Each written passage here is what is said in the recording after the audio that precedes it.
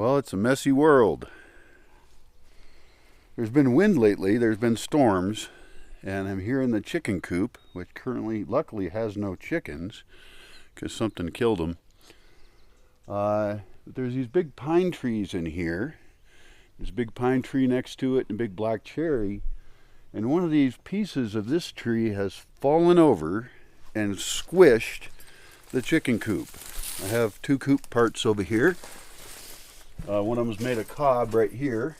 I'd rather not lose that, although it's not constructed very well, really.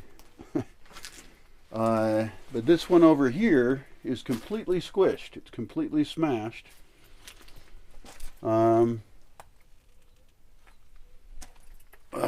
a tree fell down on it. Here's the tree, and you can see it just smashed right through this roof. And that is what's going to happen with all the other pine trees around here, is eventually they're going to fall down. Like this little baby one here doesn't look like a problem, but it's leaning that direction towards a building, and if I let it grow forever, it's going to fall down. One over here is really big, and it's really cool. It's got these nice passiflora vines on it. They cover this thing here. It's really a nice tree. And the passiflora, the passion flower, goes way up the tree, like 3 stories up there on the cherry and stuff. So we've got this tree here, and then we've got a big one over there. And the problem is there's a building over here that's this art studio, and it's a really important space. Let's go take a look at that. And it's going to get completely squished someday. So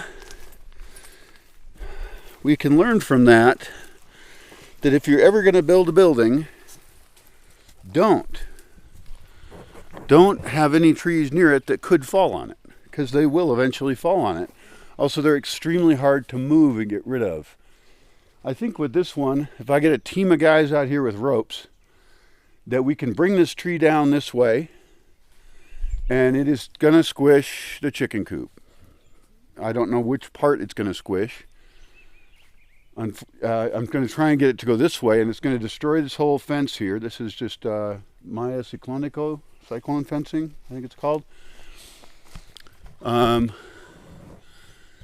I hate to lose it, but it was dumb of me in the first place to build anything near a pine tree. Now, this is not the case for oaks. Oaks just don't fall over. But all the pines are at risk. The pines can also get hit by lightning and then die and then become a hazard. That's happened over and over.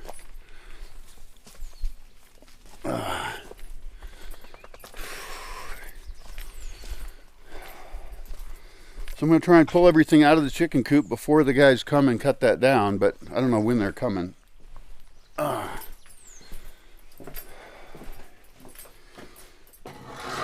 Take a look in the art studio here. This is the building that's going to get squished, and it's a nice building. It's got lots of stuff here. We used to make big masks, and we've made paper, and we've made book binding. We've filtered resin from the pine trees here. That was pretty fun. There's some wood carvings in here. And I've also saved a lot of metal and glass. So this is all metal and glass here. Years and years of saving it. Back in here, I got a couple beds, but animals took this building over. If nobody's using a building, if nobody's taking care of it, then animals will take it over. So we've got junk in here we've saved. All these mattresses are dirty. Rats have been living in here. We've got a big rack of costumes here that need to be cleaned up. But those are fun when people come, because then we can have a party when people can have costumes. Ideally, of course, people would bring their own costumes. That's a better culture, and then they can decide what their ideal costume is.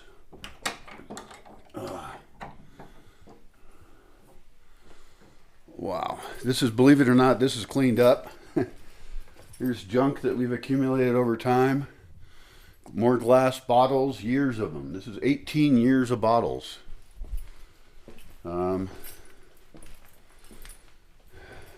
Yeah. So, I hope this building doesn't get squished, but it might. Why is there a wheelbarrow of wood right here? I guess we've just been cleaning up around here in general. So, yeah, I guess I learned things slowly. Very slowly. The tree is going to be a pain to get down, I tell you. Look how big it is. It will, one nice thing is that it will open up more light to this studio. And because it has this fiberglass roofing on it, this corrugated fiberglass stuff, lamina, which I hate and I will never buy again. Because little bits of fiberglass come off of it, and so the rain that I capture off this building, I can't use that to water chickens, and I don't really even like to use it for plants. I don't think the glass is toxic, but it's just annoying. It's an annoying type of roof. If I was going to have a translucent roof, it should probably be polycarbonate, but polycarbonate also, with fairly few number of years, is a big problem also because it degrades in the sun. I have polycarbonate skylights in this building over here, and I've had to cut down trees to save this building from being squished too.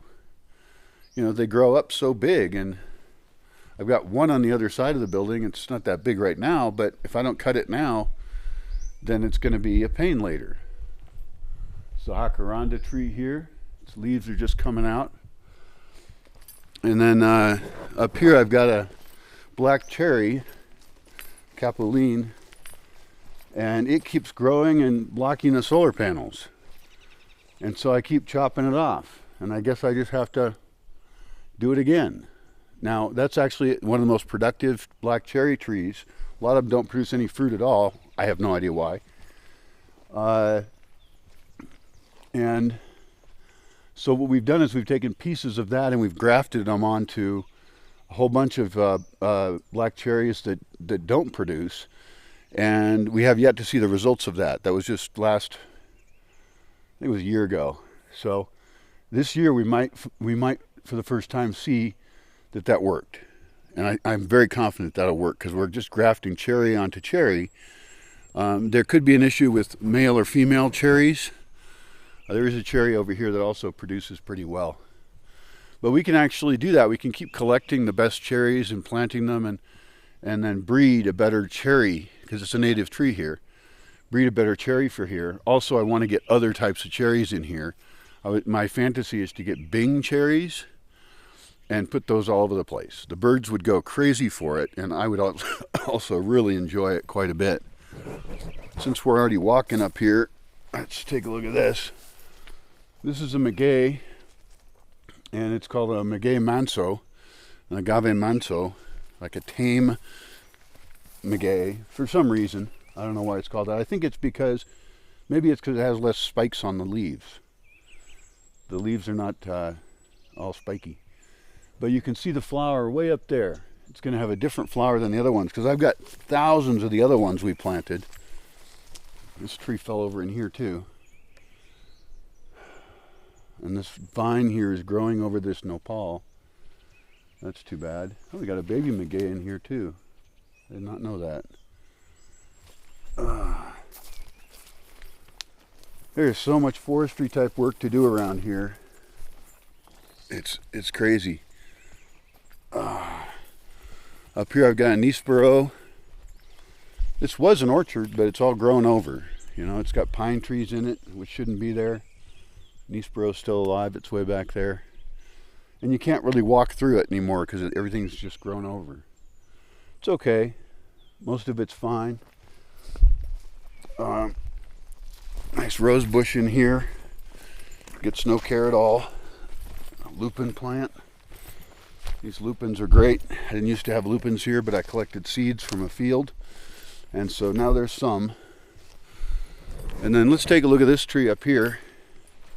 This is definitely worth looking at. This is a uncared for, scraggly little avocado tree, which I need to start harvesting and eating. These look really good. This one looks ready. I'll ask my friend how to tell when they're ready. I think they have to get dark, but some of these are darkening up. And look, there's a bunch of them all over in there, all avocados. I should actually plant more avocado trees.